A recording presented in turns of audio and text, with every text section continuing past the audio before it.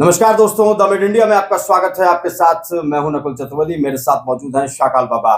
आज हमारे इस इंटरव्यू में शामिल होने वाले हैं दुनिया के पहले रविदासाचार्य, पूर्व विधायक, समाज सेवी श्रीमान सुरेश राठौर जी, जो श्री गुरु रविदास विश्व महापीठ के राष्ट्रीय अध्यक्ष हैं। और आज चाहे राजनीति हो, चाहे धर्म हो, चाहे समाज हो, हर एक क्षेत्र में, अभिनय का क्षेत्र हो, हर एक क्षेत्र में श्रीमान सुरेश राठौर का अपना एक जलवा है। और आज इनसे बात होगी सनातन धर्म पर, सनातन धर्म के मूल्यों पर, और आज अगर सनातन धर्म को मजबूत करना है तो कैसे करना है, इन पर बात होगी। नमस्कार राठौर जी। आप नमस्कार। नमस्कार। सबसे पहला सवाल, आपने श्री गुरु रविदास विश्व महापीठ का गठन किया, राष्ट्रीय अध्यक्ष बने, इसका क्या मकसद है? सिर्फ सनातन धर्म को एक करने का इसका मकसद है, या फिर सिर्फ रविदास जो भक्त हैं उनको एक मंच पर लाने का मकसद है आपका? देखिए, श्री गुरु की कृपा से हम इतना कहना चाहेंगे कि सनातन को मजबूत करने में मेरे श्री गुरु रविदास जी का बहुत बड़ा योगदान रहा है। उनकी मूल भावनाएं, उनके जीवन चरित्र, उनका जीवन यापन, जिस समय गुरु रविदास जी का जन्म हुआ, आज 650 वर्ष पूर्व उनका जन्म हुआ, उस समय भारतवर्ष के अंदर अस्पृश्यता की तमाम भावनाएं थी, छुआछूत था, चरम पर था। वेद, पुराण, गीता, रामायण, धार्मिक ग्रंथों को पढ़ने का अधिकार दलित समाज को नहीं था, चंवर समाज को नहीं था।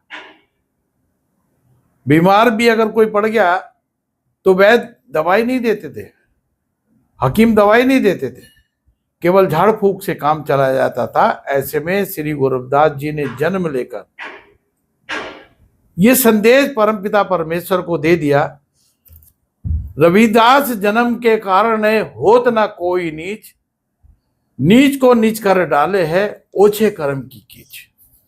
ये संदेश गुरु रविदास जी ने दिया था। उनके जीवन चरित्र को समझे तो सनातन को मजबूत करने के लिए अगर कोई ज्वलंत मुद्दा, सबसे बड़ा मुद्दा सनातन की मजबूती के लिए कोई पहले आया तो श्री गुरु रविदास जी को जिस समय प्रलोभन दिया गया शाह सिकंदर लोधी के द्वारा कि आप इस्लाम धर्म को स्वीकार करें, तो श्री गुरु रविदास जी ने सनातन को समझते हुए, जानते हुए मजबूत करने की दृष्टि से उनके इस्लाम को नकार दिया और स्वयं सिकंदर लोधी को अपना शिष्य बनाकर सनातन को मजबूत करने का काम किया था।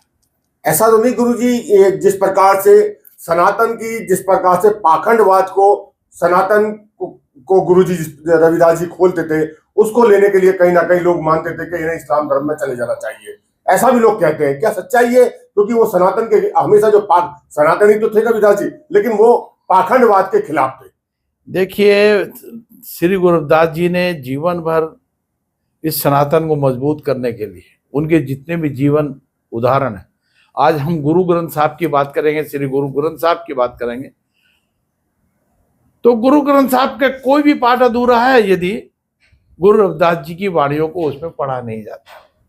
हम कबीरदास जी की बात करेंगे, गुरु नानक जी की बात करेंगे, गुरु तेग बहादुर की बात करेंगे, तो ये सब सनातन को मजबूत करने के लिए पैदा हुए। हम सोचें कि भगवान श्री राम को लेकर, हम अगर ये कल्पना करें भगवान श्री कृष्ण के नाम को लेकर, हम ये कल्पना करें केवल भगवान शिव को और पार्वती को लेकर, माँ जगदम्बा और दुर्गा को लेकर, हनुमान जी को लेकर सनातन की बात करेंगे, तो ये कहना बिल्कुल अपराध की श्रेणी में आएगा।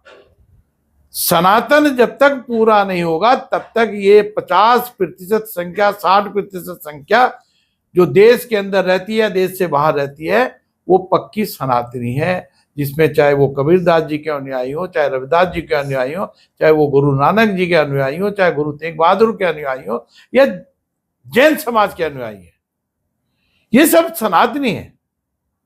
बिल्कुल, हम इनके बिना सनातन को पूरा कर ही नहीं सकते।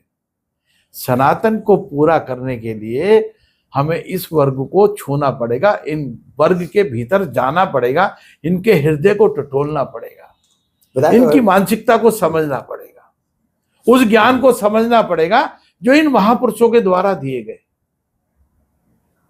समाज में आपने एक अपनी अलग छवि बनाई। आप बतौर विधायक आपने जनता की सेवा की, आपके कार्यकाल के चर्चे रहे, यहाँ पर आप नंबर 1 विधायक के रूप में आपने काम किया।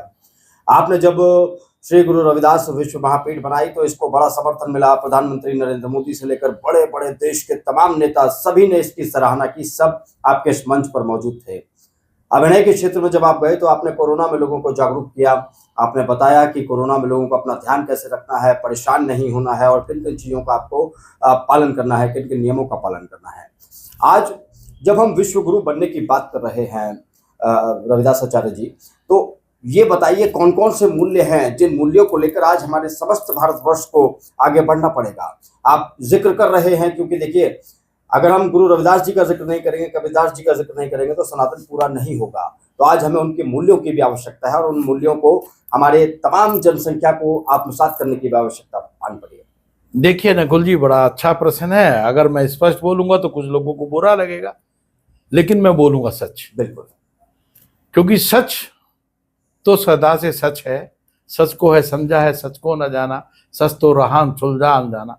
सच का नहीं कोई कारवा है होता, सच तो हमेशा अकेला चला। सच ये है कि सनातन में अगर हम धर्म, सनातन संस्कृति और राष्ट्रवाद की बात करेंगे तो राजनीतिकरण की बात करेंगे। राजनीतिकरण सबसे बड़ा अपराध हथियार है सनातन को रोकने का। आपको समझना होगा, इसके पीछे जाना होगा।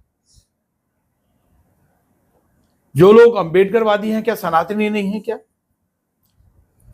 क्या वो इस्लाम को मानते हैं, ईसाईकरण को मानते हैं क्या? जो लोग गुरु रविदास जी को मानने वाले लोग हैं वो सनातनी नहीं है क्या? जो भगवान वाल्मीकि को मानने वाले लोग हैं वो सनातनी नहीं है क्या? जो गुरु नानक और गुरु तेग बहादुर को मानने वाले वो सनातनी नहीं है क्या? जो संत पीपादास जी को मानने वाले वो सनातनी नहीं है क्या? जो माई मीरा को मानने वाले लोग हैं वो सनातनी नहीं है क्या? आप सनातन की परिभाषा को समझने की आवश्यकता है, उसके भीतर जागने की आवश्यकता है। उसके बीच में जो अनटचेबिलिटी, छुआछूत और भेदभाव है उसको समाप्त करने की आवश्यकता है। सनातन को मजबूत वो करेगा जो धर्म निरपेक्षता की बात को अलग करते हुए सनातन की बात को बात करेगा। लेकिन गुरुजी, जिस प्रकार से आपने कहा 50% वह वर्ग, 50% उस वर्ग को सिर्फ अब राजनीति के रूप से, या जिस प्रकार से आपने रविदास आचार्य हो, रविदास जी की चर्चा करते, तो आज जो बाबा है, अन्य बाबा भी गुरु रविदास जी की चर्चा करने लगे हैं अपनी कथा में। अब से पहले कभी नहीं लगता था। जिस प्रकार से राजनीतिक लोग भी अब, जैसे जिस प्रकार से देश के प्रधानमंत्री रविदास आचार्य जी के आपकी कथा में आए, तो ये बहुत बड़ी बात है। ये कहीं ना कहीं ऐसा नहीं लगता कि जो समाज है, जो वर्ग है 50%, वो संगठित हो रहा है, उनको लुभाने के लिए ये काम हो रहा है? देखिए साकाल साहब, मैं आपकी बात का समर्थन करता हूं, लेकिन उसका मैं बड़ा दूसरी तरह से मूल्यांकन करना चाहूंगा। आप राजनीतिक क्षेत्र में जिस वर्ग की बात करेंगे, यदि उसके अधिकार को, उस वर्ग के हिस्से को आप उसको ईमानदार से नहीं देंगे तो सनातन को आप कैसे पूरा करेंगे? जो जिस वर्ग के अंदर रहकर राजनीति कर रहा, समाज की सेवा कर रहा, जिस भाव के साथ वो सेवा कर रहा, अगर आप उसको वांछित कर देंगे तो वो सनातन से अलग होगा, वो सनातन विरोधी के साथ जाकर खड़ा होगा। तो सनातन को मजबूत करने की दृष्टि से हम राजनीति के पहलू को भी अवश्य छुएंगे, धार्मिक पहलू को भी अवश्य छुएंगे, सामाजिक पहलू को भी अवश्य छुएंगे। और उस वर्ग को जो गांव में वास करता है या शहर में वास करता है, गली में वास करता है, जब हम उसको अपने स्वच्छ मन से देखना प्रारंभ कर देंगे, उसको स्वीकार कर लेंगे, अपनी मनोदशा को बदलने का काम कर देंगे, तो सनातन मजबूत होगा। अन्यथा सनातन को आप सोचे कि गांव में रहने वाला व्यक्ति जो दलित है, दबला है, कुचला है, चमार है, धूलिया है, धूसिया है, नाई है, तेली है, तमोली है, धूली है, रवि है, यह विभिन्न वर्गों में बटा है, पिछड़े वर्ग में बटा है, जो सनातन की परंपरा को ठीक से जानता है और मानता है, लेकिन उसको सनातन की मुख्य धारा में जोड़ा नहीं गया। हम समतामूलक समाज की बात क्यों करते हैं? हम गुरु रविदास जी के मिशन को लेकर सनातन से भारत जोड़ो अभियान की चर्चा क्यों करते हैं? हम इस मिशन को लेकर क्यों चलते हैं कि सनातन से भारत जोड़ो अभियान। ये अभियान इसलिए है कि प्रत्येक वर्ग को इस सनातन को मजबूती के लिए अपना योगदान देना चाहिए। गुरुजी, एक बात मैं आपसे पूछना चाहता हूँ, जिस प्रकार से अभी कई जातियों का नाम आपने अपने मुख से ले लिया, अगर यही जातियों का नाम अगर अन्य बाबा कोई ले लेता, कोई नेता ले लेगा, तो उनके खिलाफ कहीं ना कहीं एट्रोसिटी एक्ट के कारण या कोई अन्य धाराओं में उन पर मुकदमा हो जाएगा। क्या कारण है? मतलब आप ले सकते हैं नाम, या कोई ठाकुर हो, वैश्य हो, ब्राह्मण हो, वो नाम नहीं ले सकता, क्या कारण है? देखिए साकाल जी, मैं आपके प्रश्न का बड़ा साफ और सुथरा साफ तरीके से उत्तर देना चाहता हूं। आपका मनोदशा क्या है? आप जातिवाद को बढ़ावा दे रहे हैं, अनटचेबिलिटी को बढ़ावा दे रहे हैं, एट्रोसिटी एक्ट को बढ़ावा दे रहे हैं, या उसको कानून की व्यवस्था से जोड़कर देख रहे हैं? मेरा कहने का मूल तत्व जो है, अगर वो अन्य ब्राह्मण, क्षत्रिय, वैश्य दूसरे वर्ग का होगा तो उसके ऊपर भी संवैधानिक कोई कार्रवाई नहीं होगी। और यदि कोई दलित समझकर किसी के ऊपर आत्मघात करता है, उसके ऊपर प्रतिकार करता है, उसके ऊपर कोई टीका टिप्पणी करता है, गाली देता है या घृणात्मक काम करता है, तो निश्चित रूप से वो एट्रोसिटी एक्ट में आता है।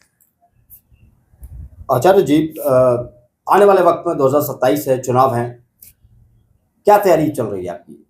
क्या चुनाव मैदान में फिर से उतरना है? जो जनता आपके वोटर थी वो आपका इंतजार कर रही है, या फिर अभी धर्म के क्षेत्र में ही और आगे बढ़ने की आपकी तैयारी है? देखिए, आपने नकुल जी लोगों को राजनीति से धर्म की ओर जाते देखा जी, और मैं दुनिया के अंदर एक ऐसी मिसाल कायम करना चाहता हूं कि मैं राजनीति में रहते हुए धर्म को आगे बढ़ाने का काम कर रहा हूं। धर्मांतरण पर रोक लगाने की बात हम करते हैं, धर्मांतर गए हुए लोगों को वापसी लाने की बात करते हैं, ईसाईकरण की बात करते हैं, ईसाई को रोकने की बात करते हैं, हम इस्लामीकरण की बात करते हैं, इस्लाम में जाने से रोकने की बात करते हैं, जो गए हुए लोग हैं उनको वापस लाने की बात करते हैं। हम अपने मूल उद्देश्य को परिपक्वता के साथ में रखते हैं और समाज के बीच में रहकर स्पष्टता के साथ में इस बात का प्रचार प्रसार भी करते हैं। जहां जहां इस तरह के लोगों ने लालच देकर धर्म परिवर्तन का काम किया, उनको वापस लाना और उनको सजा के दायरे में लाने का काम यहाँ के माननीय मुख्यमंत्री पुष्कर सिंह धामी जी ने 10 साल की सजा और उन पर जुर्माना लगाने का काम भी यहाँ की सरकार ने। अब ये मान लिया जाता है कि जो आपकी ज्वालापुर की जनता है वो तैयार रहे अब की बार, क्योंकि राठौर जी फिर मैदान में उतरने वाले हैं। देखिए, मुझे 40-45 साल जिस दल के अंदर काम करते हो गए, ये उनका निर्णय है, मेरा निर्णय नहीं है। वो जहाँ कहेंगे वो काम हम करेंगे, वो नहीं कहेंगे हम नहीं करेंगे। इसके पीछे मैं बहुत ज्यादा प्रलोभन नहीं रखता। बिल्कुल ठीक। आचार्य जी, एक सवाल और उठता है, जब हम कथाओं का जिक्र करते हैं तो अब तक लोग देखते थे कि रामायण कथा चल रही है, भागवत कथा चल रही है, शिव महापुराण कथा चल रही है। आप चूंकि दुनिया के पहले रविदासाचार्य हैं, इसीलिए आपके आने के बाद श्री गुरु रविदास की कथा शुरू हुई। अब दुनिया में, देश में कहाँ कहाँ आपकी जाने की तैयारी है, कहाँ कहाँ कथाओं का आयोजन होने जा रहा है? क्योंकि अलग अलग राज्यों के आपके दौरे की बात चल रही थी अभी, तो कहाँ कहाँ तक जाने की तैयारी चल रही है? क्योंकि कथाओं का आयोजन जितना ज्यादा होगा उतनी ज्यादा सामाजिक समरसता फैलेगी, लोगों को पता चलेगा श्री गुरु रविदास के बारे में कि उन्होंने कैसे चमत्कार किए थे अपने जीवन में। नकुल जी, मैंने बड़ा स्पष्ट कहा था एक बार, मैंने इसको अपने मूल संगठन के लोगों को भी बताया कि सामाजिक समरसता अगर हम चाहते हैं तो जहां जहां पर भगवान रविदास जी के मंदिर बने वहां पर भागवत कथाओं का आयोजन हो, जहां जहां माँ दुर्गा और हनुमान जी के मंदिर बने हैं वहाँ भगवान वाल्मीकि की कथाएं, रविदास जी की कथाओं का आयोजन हो। लेकिन जहाँ जहाँ शिव जी के मंदिर बने हैं, जहाँ गणेश जी के मंदिर बने, जहाँ अन्य किसी अन्य देवी देवता के मंदिर बने, यदि यहाँ पर हम भगवान वाल्मीकि और भगवान रविदास जी की कथाएं, भगवान कबीरदास जी की कथाओं का आयोजन करेंगे तो सामाजिक समरसता समझने में नज़दीकी लाएगी और वो हमें समाज को सनातन से जोड़ने का एक बहुत बड़ा स्तंभ के रूप में काम करेगा, पिलर के रूप में काम करेगा, सेतु के रूप में काम करेगा, वो मजबूती प्रदान करेगा। गुरुजी, जिस प्रकार से आपने कहा मंदिरों में दुर्गा मंदिर, हनुमान मंदिर, शंकर मंदिर की बात करी, अगर बात करो रामायण की तो रामायण को महर्षि वाल्मीकि जी ने लिखा और बहुत सारे सनातन की विचारधारा को आगे बढ़ाने का काम किया। गुरु रविदास जी ने, लेकिन दोनों की चर्चा नहीं होती, मंदिरों में नहीं होती, ना धार्मिक स्थानों पर होती। क्या कारण है और क्या संदेश देना चाहते हैं इसके साथ आप? देखिए शाहकाल साहब, मैं यही तो कह रहा था, आपकी समझ में अब आया। इस वर्ग को छोड़े बिना सनातन की कल्पना परिकल्पना करना भी अन्याय होगा। आप कैसे छोड़ देंगे? मूल रूप से जो वाल्मीकि समाज, मूल रूप से जो रविदास समाज, मूल रूप से जो धुलिया समाज, मूल रूप से जो ये दबा कुचला समाज है, गांव के अंदर मजदूरी करके अपना जीवन यापन करता है, खेती करके अपना जीवन यापन करता है, छोटी मोटी नौकरी करके अपना जीवन यापन करता है, लेकिन फिर भी वो अपने धर्म को नहीं छोड़ता, वो ईश्वर के प्रति आस्था को नहीं छोड़ता, वो अपने गुरु के प्रति आस्था को नहीं छोड़ता। आपने देखा होगा मन की बात में एक बार प्रधानमंत्री जी ने भी जिक्र किया कि जात जात में जात है, जो केलन के पात रविदास ना मानस जुड़ सके, लो ना जात में जात। ये जाति जो बटी है केले के पत्ते की भांति है, छिलके के अंदर छिलका, छिलके के अंदर छिलका, छिलके के अंदर अंतो अथवा अंत में भी छिलका। मैंने पहले भी कहा था, रविदास जन्म के कारण होत ना कोई नीच, के केवल रविदास जन्म चमार जाति में जन्म ले लिया और वो नीच हो गया, तो ये संभव नहीं है। नीच को नीच कर डाले है ओछे कर्म की कीज, उसके द्वारा किया गया जो ओछा कर्म होगा वो उसे नीच। गुरु जी ने कहा कि ब्राह्मण चरण मत पूजिए, पूजिए चरण चंडाल। गुरु रविदास जी कहते हैं कि ब्राह्मण के चरण पूजने का कोई भाव नहीं है, चंडाल के चरण पूज लो अगर वो गुणहीन ब्राह्मण है। अगर गुणवान चंडाल भी है तो उसके चरण को पूजने का लाभ है। बेशक।